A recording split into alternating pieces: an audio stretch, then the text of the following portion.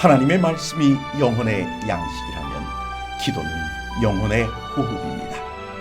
하루의 시작을 말씀과 기도로 연다면 우리의 영혼은 날로 건강해질 것입니다.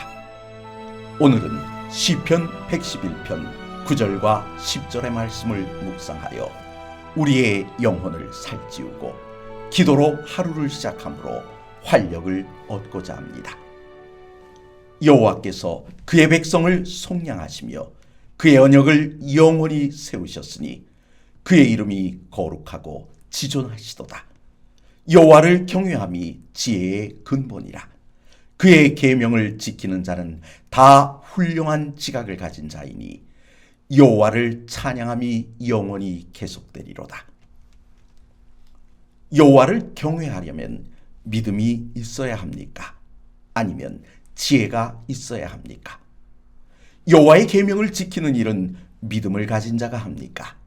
아니면 지각을 가진 자가 합니까?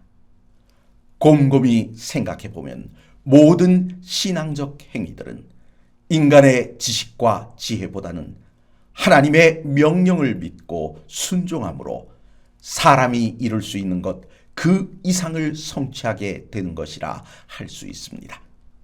순종해야 한다는 사실은 기독교인들에겐 매우 중요한 진리 중 하나입니다. 하나님께서 세상에 미련한 자들을 택하셔서 지혜로운 자들을 부끄럽게 만드실 수 있는 이유는 무엇 때문일까요? 우리가 세상의 지식과 지혜를 의지하기보다는 하나님의 말씀을 의심 없이 믿고 순종했기 때문입니다. 그런데 본문에서 시인은 왜 여호와를 경외하는 자가 지혜로운 자이고 계명을 지키는 자가 지각이 있는 자라고 했을까요? 믿음이 있는 자라 칭하지 않고 말입니다. 지식과 지혜로 하는 신앙을 머리로 하는 신앙생활이라 한다면 믿음과 그 믿음의 결과로 만들어진 순종을 동반한 신앙은 가슴으로 하는 신앙생활이라 할 수 있습니다. 그렇다면 우리가 지향해야 하는 신앙은 가슴으로 하는 신앙생활이어야 합니다. 하지만 성경은 머리로 하는 신앙도 무시하지 않습니다. 보십시오. 성경은 여러 상황 속에서 우리에게 기억하라고 말씀합니다. 창조주 하나님을 기억하라 하시고 하나님의 은혜를 잊지 말고 기억하라고도 하십니다. 율법과 말씀도 기억하라고 말입니다. 왜입니까? 우리를 구원에 이르게 하는 믿음과 순종이 일회성으로 끝나지 않도록 하는 방법이 바로 기억하는 것에서 출발하기 때문입니다. 본문 9절을 보십시오.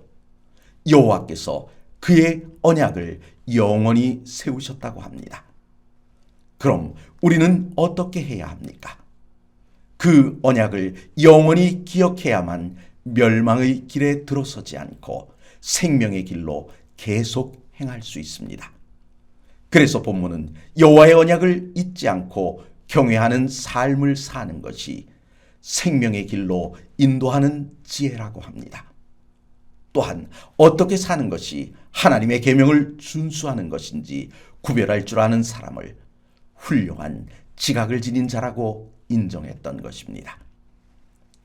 말씀과 기도로 하루를 시작하려 하시는 성도 여러분, 우리가 머리로만 신앙을 하면 무늬만 그리스도인이 되든지 아니면 불신자가 되고 맙니다. 그렇다고 가슴으로만 신앙을 하면 광신자가 될 수 있습니다. 그래서 성경은 우리에게 균형진 신앙생활을 요구하는 것입니다. 이 시간 말씀과 기도로 균형진 신앙생활을 이어가시는 귀한 아침이 되시길 간절히 바랍니다.